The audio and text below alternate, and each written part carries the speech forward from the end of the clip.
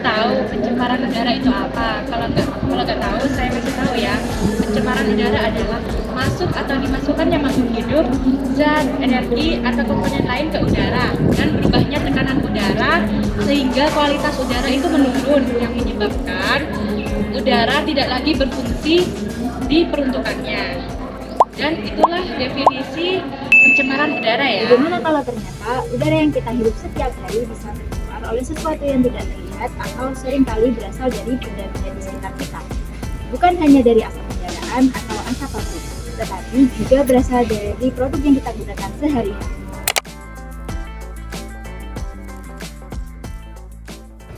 Salah satu zat yang dapat mencemari udara adalah volatile organic compounds, VOC. Apa sih VOC itu? VOC merupakan senyawa organik yang memiliki tekanan kuantiti pada suhu dan tekanan atmosfer standar, yaitu hidrokarbon, alkohol, aldehida, dan asam. VOC sendiri berdasarkan titik didihnya dibagi menjadi 3 kategori. Yang pertama ada VOC yang memiliki penguapan sangat cepat.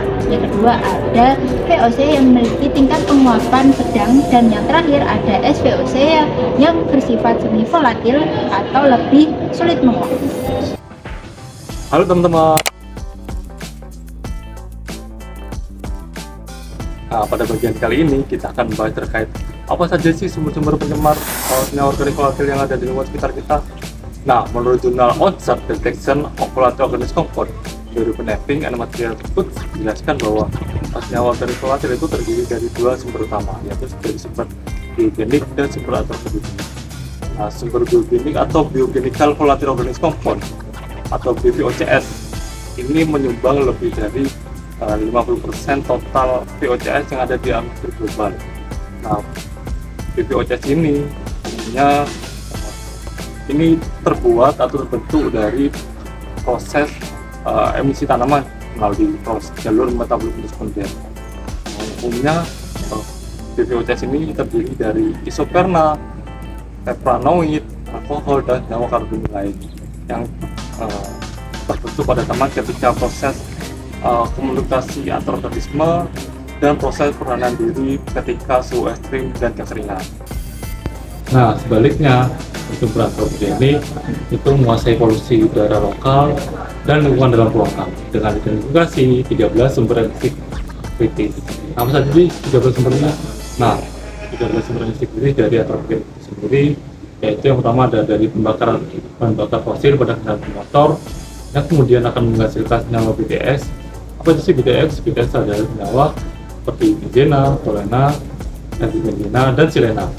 Kemudian ada hidrokarbon aromatik dan juga evaporasi paru dari produksi industri dan konsumsi seperti cat rumah, seperti furnitur, ada juga kosmetik, pestisida. Kemudian ada juga dari yang terakhir ini ada dari asap rokok yang kemudian akan terakumulasi dan berkumpul di udara, kemudian akan membentuk zat senyawa volatile organik yang bisa mencemari udara dan lingkungan sekitar.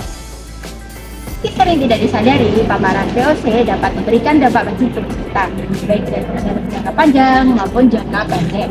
Lalu, apa saja sih dampaknya bagi tubuh kita? Mari kita bahas lebih lanjut. Ada dampak jangka pendek, yaitu paparan VOC dapat menyebabkan rasa perih, gatal, terbakar pada area mata, hidung, dan tenggorokan. Selanjutnya, menghirup VOC dalam waktu singkat dapat menyebabkan pusing dan sakit kepala.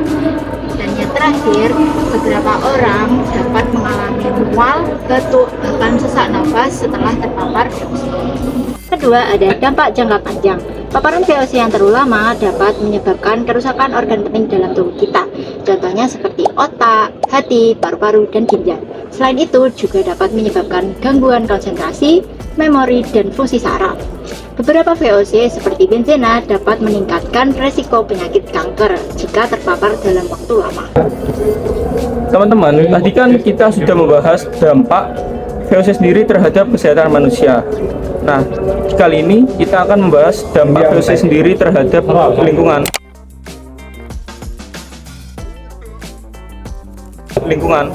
Nah, yang pertama, VOC sendiri bereaksi dengan nitrogen oksida di bawah paparan sinar matahari membentuk ozon, troposfer, dan smog fotokimia.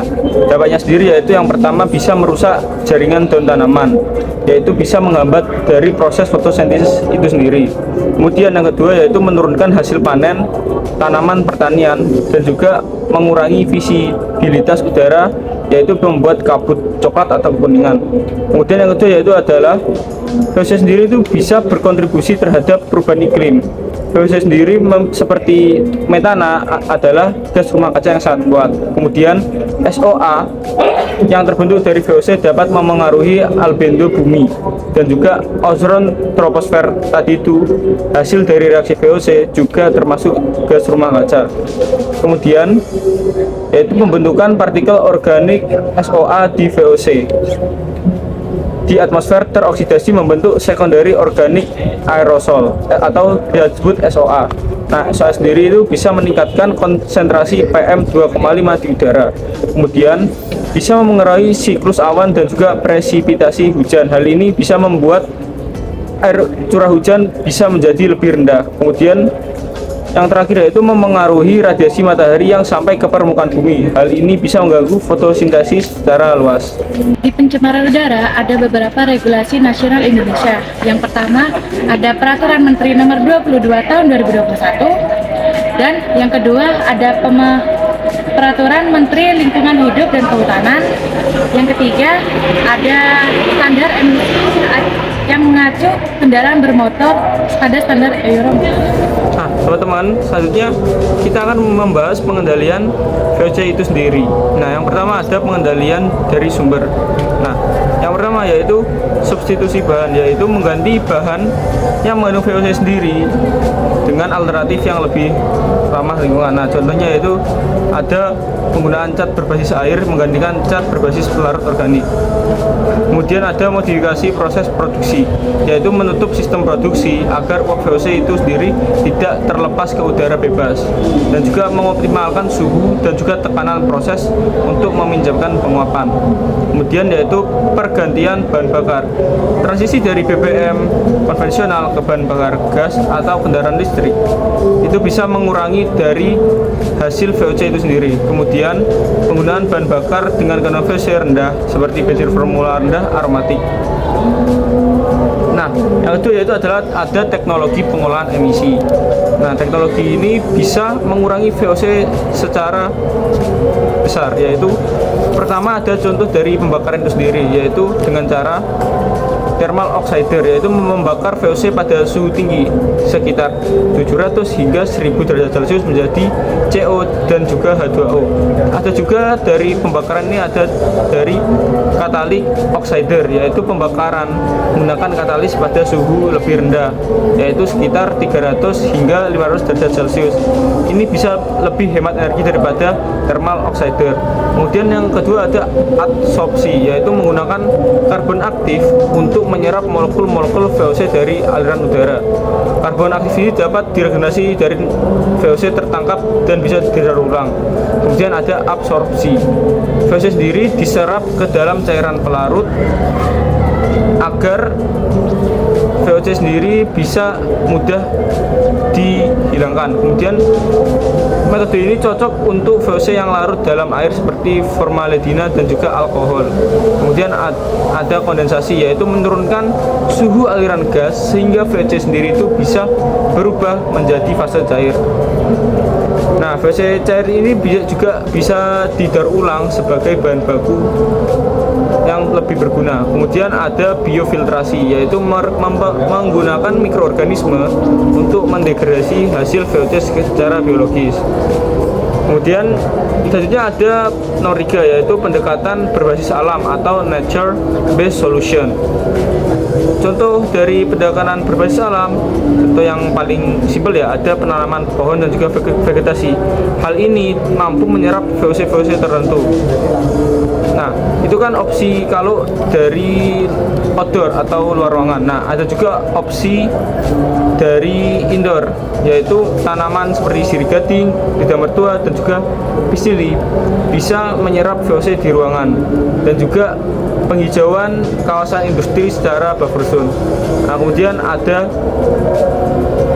pendekatan secara regulasi dan kebijakan. Nah, tadi juga saya dibahas ya tentang pendekatan dari regulasi dan kebijakan. Hal ini juga bisa mengurangi VOC secara berkala, dan kemudian ada pemantauan dan manajemen data. Jadi kita bisa memantau berapa VOC yang dihasilkan dari suatu kota atau suatu kawasan tersebut, dan juga itu bisa memonitoring apakah selama beberapa hari ke belakang VOC ini tinggi atau VOC ini rendah.